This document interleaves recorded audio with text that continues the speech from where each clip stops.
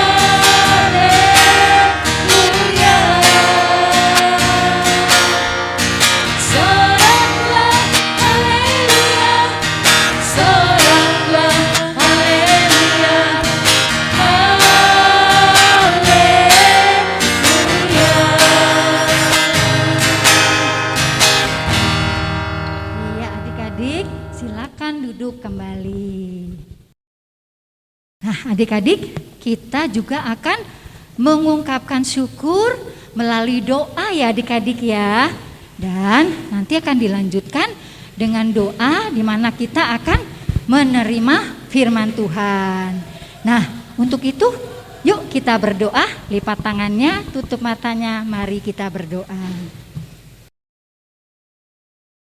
Tuhan Yesus yang begitu baik dalam kehidupan kami sungguh bersyukur atas kebaikan-kebaikan-Mu. Engkau telah memberikan kesehatan kepada kami, memelihara kami dan melindungi kami. Hingga pada saat ini kami dapat mengikuti kebaktian anak virtual di rumah kami masing-masing. Jikalau sebentar lagi kami juga akan menerima firman-Mu, kiranya Roh Kudus-Mu bekerja atas diri adik-adik dan juga kakak-kakak guru sekolah minggu, agar kami semua Tuhan dapat mengerti setiap apa yang akan nanti disampaikan. Dan juga melalui Roh Kudus-Mu, Engkau mampukan kami untuk melakukannya dalam kehidupan kami sehari-hari. Inilah doa kami Tuhan, di dalam nama Tuhan Yesus kami berdoa. Amin.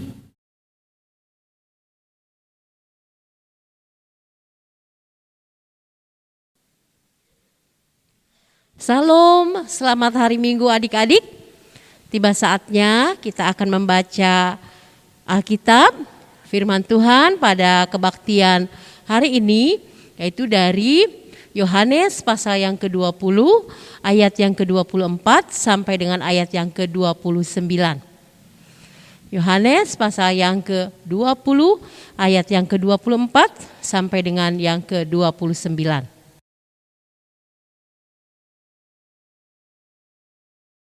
Tetapi Thomas, seorang dari ke-12 murid itu yang disebut Didimus, tidak ada bersama-sama mereka ketika Yesus datang ke situ.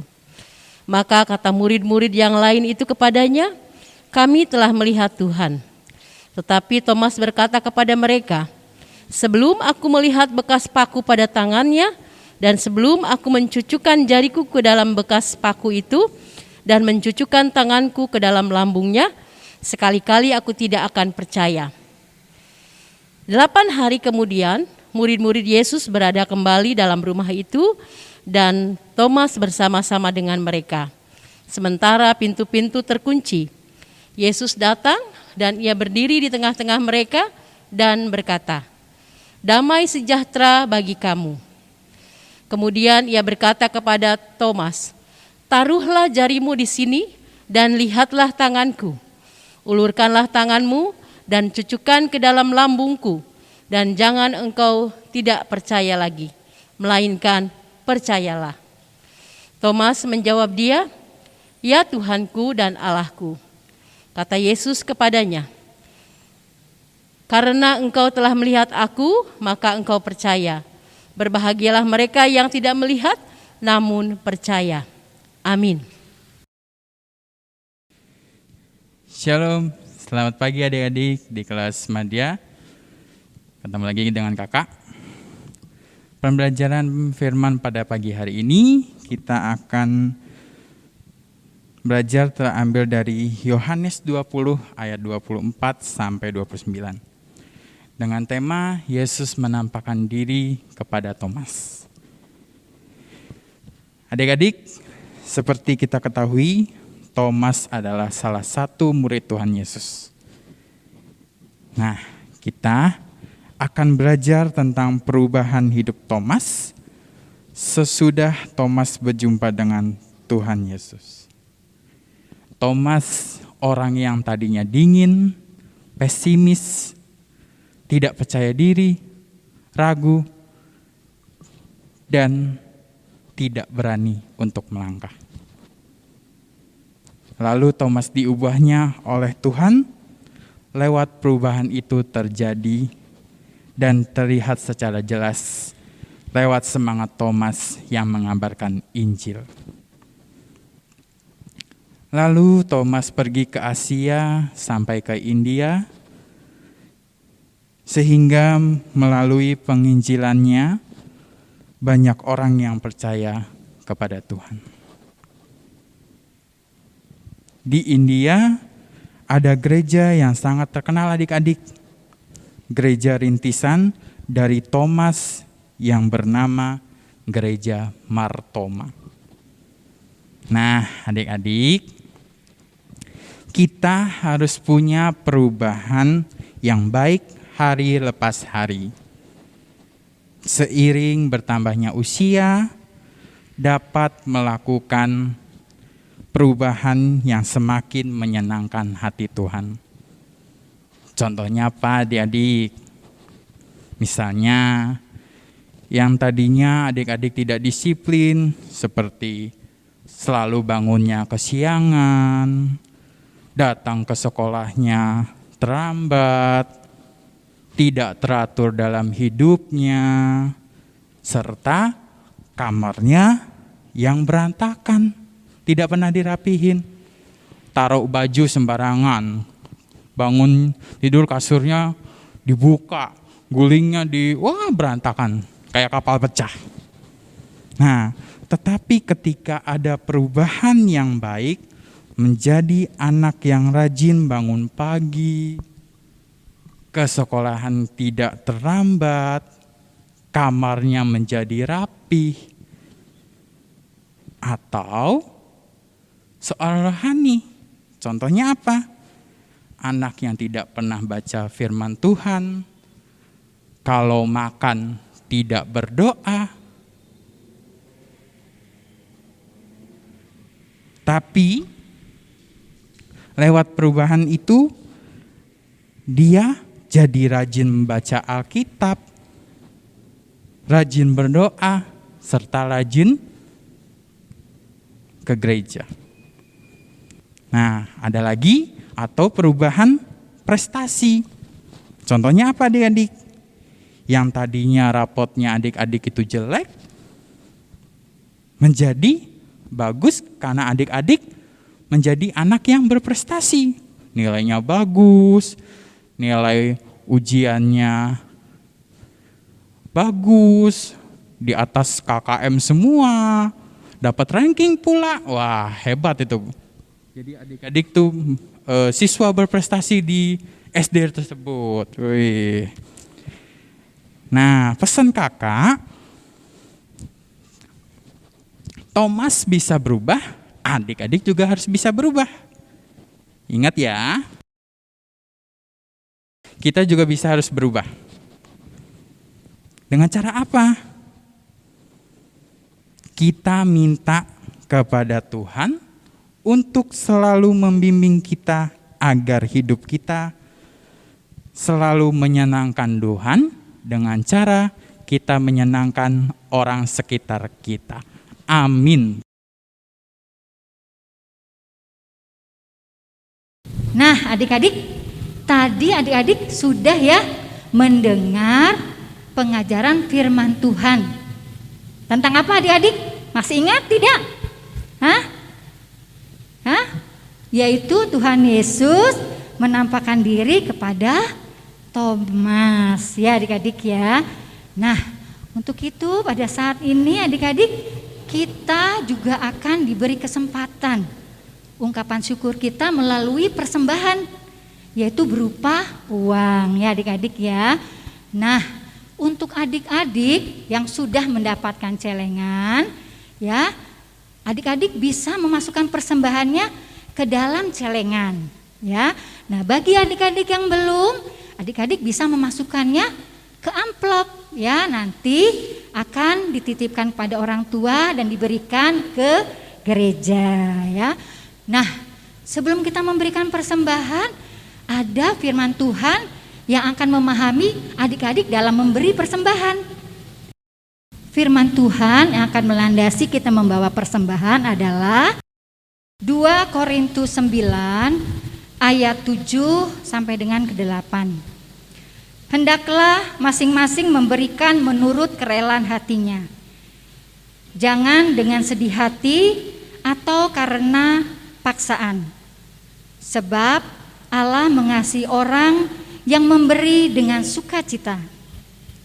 Dan Allah sanggup melimpahkan segala kasih karunia kepada kamu, supaya kamu senantiasa berkecukupan di dalam segala sesuatu dan malah berkelebihan di dalam berbagai kebajikan. Demikianlah firman Tuhan.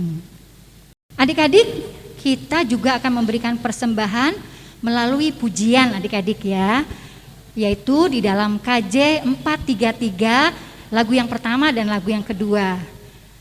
Aku suka membagi.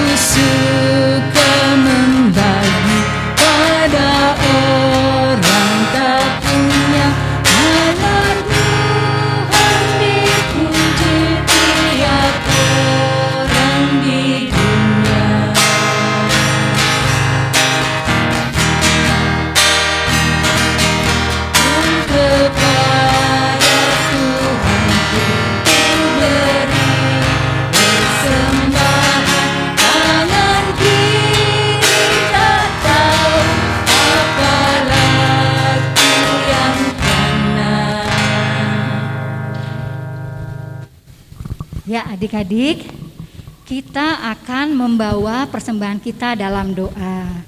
Dan nanti juga dilanjutkan dengan doa syafaat dan doa menutup pengajaran firman Tuhan pada hari ini. Dan diakhiri dengan doa Bapa kami. Ayo adik-adik kita berdoa. Tuhan Allah Bapa kami yang selalu mengasihi kami, terima kasih Tuhan atas setiap berkat-berkat Tuhan yang Tuhan telah beri dalam hidup kami. Pada saat ini kami memberikan sebagian apa yang Tuhan telah beri dalam hidup kami. Kiranya Tuhan memberkati para Bapak Ibu Penatua di dalam mengelola persembahan ini, sehingga dapat terpakai hanya untuk kemuliaan nama Tuhan. Dan saat ini Tuhan, kami juga berterima kasih untuk firman-Mu yang telah Engkau taburkan dalam hati kami. Kiranya firman itu tumbuh di hati kami yang subur, sehingga kami dapat berbuah menghasilkan sikap-sikap yang baik dalam hidup kami. Kami pada saat ini juga berdoa Tuhan untuk orang tua adik-adik kami, kiranya Tuhan memberkati mereka, memberikan kesehatan, memberikan kesabaran di dalam mengasuh, mendidik adik-adik kami. Demikian juga untuk adik-adik kami di dalam masa tumbuh kembangnya, Tuhan juga memberkati mereka, sehingga adik-adik dapat tumbuh menjadi anak yang sehat, menjadi anak yang pintar, menjadi anak yang takut akan Tuhan, dan juga menghormati kedua orang tuanya. Kami juga tak lupa berdoa buat Bapak Pendeta kami, Bapak Pendeta Haryanto Pakpahan, di dalam menjalankan tugasnya, baik di dalam keluarga maupun pelayanannya di gereja kami.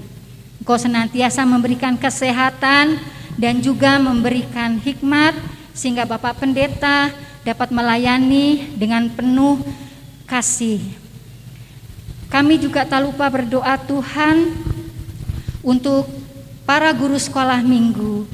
Di dalam pelayanan mereka, kiranya Tuhan juga memberkati mereka, sehingga kakak-kakak guru sekolah minggu dapat selalu berkomitmen dan selalu dapat penuh semangat melayani Engkau.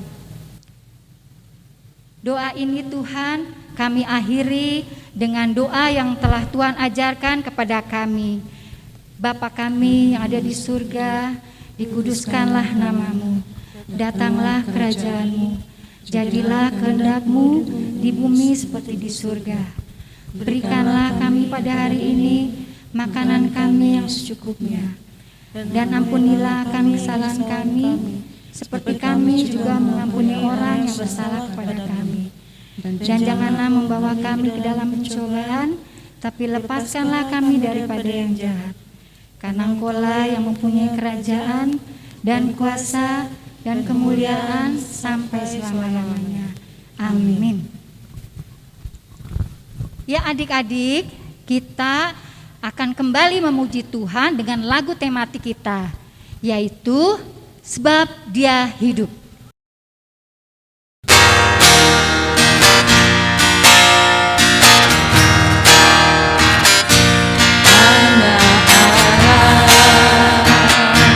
Yesus namanya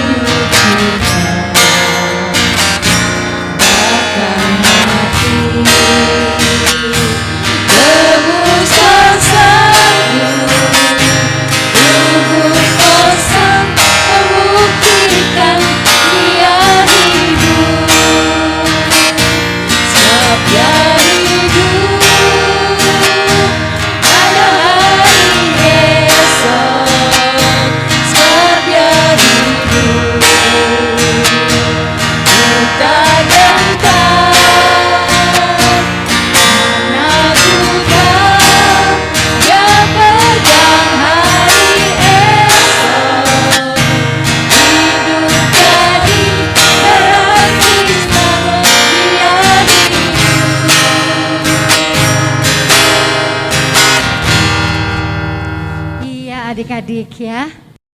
Tiba saatnya kita akan mengakhiri kebaktian anak virtual. Nah, Ibu Erna undang adik-adik untuk berdiri kita akan menyanyikan lagu berkat, yaitu di dalam KJ 346. Tuhan Allah beserta engkau.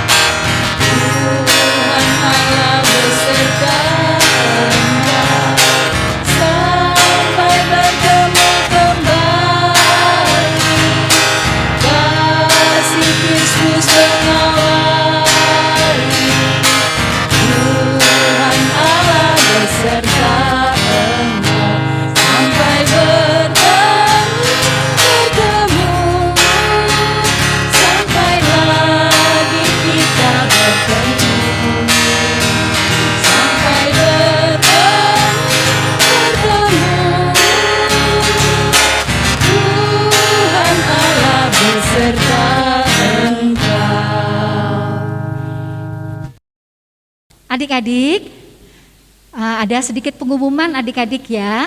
Bagi adik-adik yang belum mendapatkan celengan, nah orang tua adik-adik bisa mengambilnya di gereja ya, setelah kebaktian subuh atau di kebaktian umum yang jam 9 ya. Nanti ada kakak guru sekolah minggu yang menunggu ya. Nah, untuk itu adik-adik, sekarang kita akan berpisah. Shalom, selamat hari Minggu, Tuhan Yesus memberkati.